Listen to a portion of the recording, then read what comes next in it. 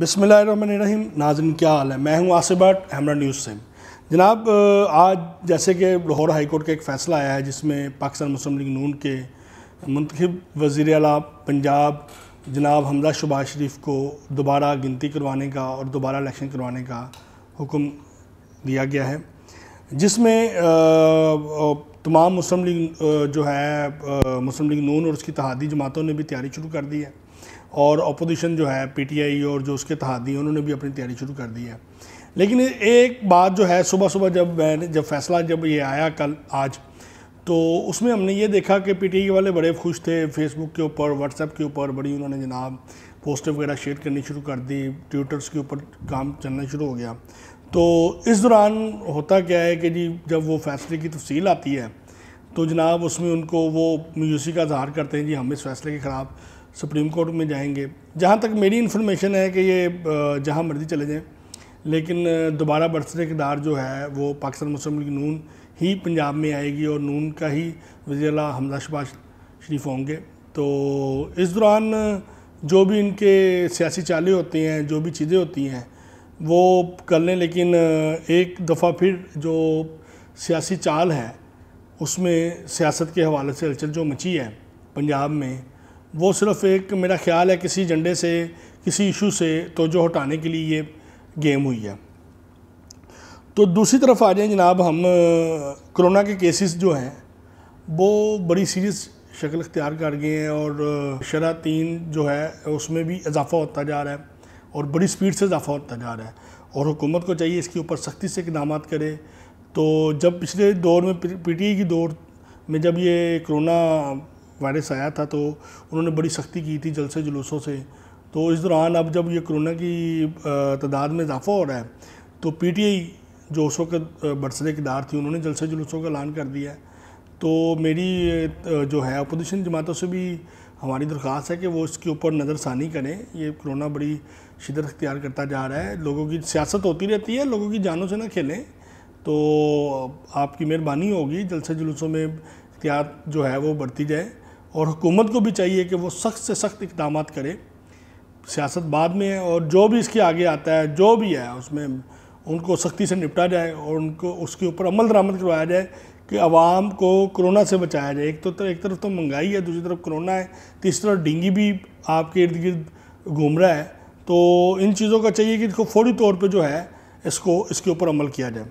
اب آ جاتے ہیں جی پراپرٹی ڈیلرز کے اوپر، ریئل اسٹیٹ کے لوگوں کے اوپر. ان کے اوپر جو ٹیکسز لگے ہیں وہ لوگ بھی بڑے پریشان ہیں. پاکستان میں ریئل اسٹیٹ انڈسٹری ایک بہت مقبولیت تیار کرتی جا رہی تھی، اور پاکستان کا واحد بزنس ہے، اکلوتا بزنس ہے ریئل اسٹیٹ کا جو عام تھا. لیکن اب اس کے اوپر بھی اضافی ٹیکسز کے ساتھ جو سلوک کیا جا رہا ہے اس سے چھوٹے سے لے کے بڑے تک جتنے بھی ریئل اسٹیٹ کے لوگ ہیں، ڈیلرز ہیں، انویسٹر ہیں، ڈیولپرز ہیں، وہ سب کے سب پریشان بیٹھے ہوئے ہیں. کاروبار ٹھپ ہو گیا ہے، بیٹھ ہی گیا. اور جو اپروو سوسائٹی ہے ان کا کاروبار نہ ہونے کے برابر ہے. جو ان لیگل سوسائٹی ہے ان کی بھرمار ہے، ان کو کوئی پوچھنے والا نہیں ہے. ٹھیک ہے، تو کہنے کا مقصد یہ ہے کہ ریئل اسٹیٹ کے لوگوں کو لوپ میں لیا جائے. سب بیچارے پریشان کھڑے ہیں، لاہور ہو، اسلام آباد ہو، ملتان ہو، کراچی ہو. ابھی کل ہی سردار خالد صاحب ہیں اسلام آباد سے جو all Pakistan real estate dealer association کے پریزیڈنٹ بھی ہیں. ٹھیک ہے، جوید یوسف صاحب ہیں. ٹھیک ہے، اس طرح کے کافی لوگ دوست ہیں ہمارے جنہوں نے اس کے حوالے سے پریس کانفرنس بھی کی ہے اور اپنی پریشانی کا اظہار بھی کیا، اور انہوں نے کہا جی کہ اگر یہ نہ ہو سکا تو ہمارا جو کاروبار ہے ریئل اسٹیٹ کا وہ بالکل ٹھپ ہو کے بیٹھ جائے گا. جیسے جوہر ٹاؤن کے ملک عثمان صاحب ہیں، ہمارے دوست ہیں جوہر ٹاؤن ڈیلر ایسوسیشن کے.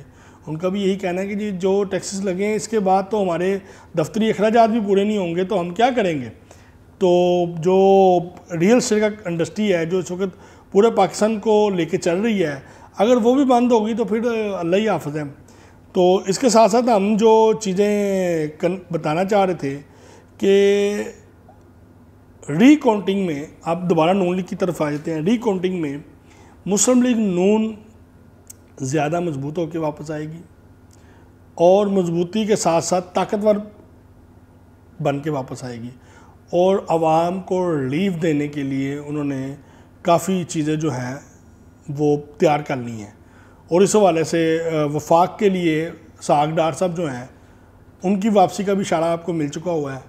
اور ساگ ڈار کا مطلب ہے کہ ڈالر جو ہے وہ نیچے آنے کی تیاری میں ہے، پٹرول اور ڈالر، کیونکہ وہ اس کام کے ماہر ہیں ساگ ڈار، اور کافی عرصہ انہوں نے ڈالر کو اپنے دورے حکومت میں باندھ کے رکھا ہے، پٹرول کی قیمتوں کو باندھ کے رکھا ہے.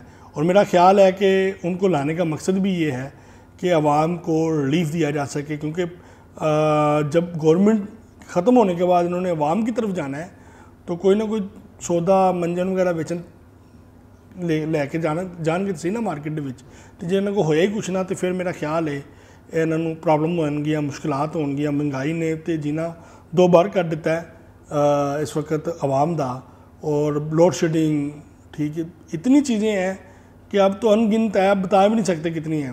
لیکن مسلم لیگ نون کی گورنمنٹ کی آفرین ہے کہ وہ الزامات، گالی گلوچ اور عوامی رد عمل کے باوجود، اتنے پریشر کے باوجود وہ اس سے نکلنے کے لیے بھرپور کوشش کر رہے ہیں.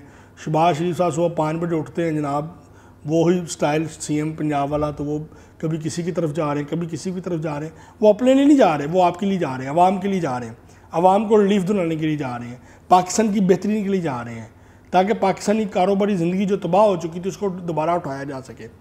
ٹھیک ہے، تو ہمیں چاہیے کہ تمام نظریاتی جو اختلافات ہیں اس سے ہٹ کر اس وقت گورنمنٹ کے ہاتھ مضبوط کیے جائیں، گورنمنٹ کو مضبوط کیا جائے تاکہ پاکستان کی کاروباری زندگی جو ہے وہ بہتر ہو سکے.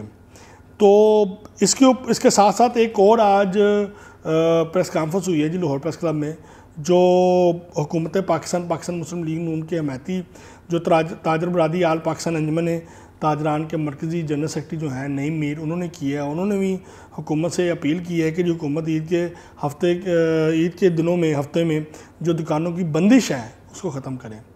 اس کے ساتھ ساتھ انہوں نے یہ بھی کہا ہے 1 جولائی سے چاند رات تک اوقات جو تھی، وہ ٹائمنگ جو شیڈول تھا اس کو ختم کیا جائے. اس کے علاوہ اتوار اور جمعے کی جو چھٹی تھی اس کو ختم کیا جائے. اس کے علاوہ ان کے بیکری آئٹمز کی دکانیں ہیں، ان کے اوقات جو ہیں وہ ریسٹورنٹ کے مطابق کیے جائیں. اور اس کے ساتھ ساتھ انہوں نے کنٹینرز جو تھے ان کی فوراً ریلیز کرنے کی بھی درخواست کی ہے. اور انہوں نے کہا جی کنٹینر پر جو ہمیں ایک دن میں جو ہمیں جرمانہ پڑ رہا ہے یا چیزیں پڑ رہی ہیں وہ 120 روپے ڈالر کے حساب سے وہ ان کو پڑ رہی ہیں، اور تاجروں کو بہت بڑا نقصان ہو رہا ہے. ٹھیک ہے، آئٹمز کی جو تھی بین آئٹمز کی سمگلنگ شروع ہو چکی ہوئی ہے.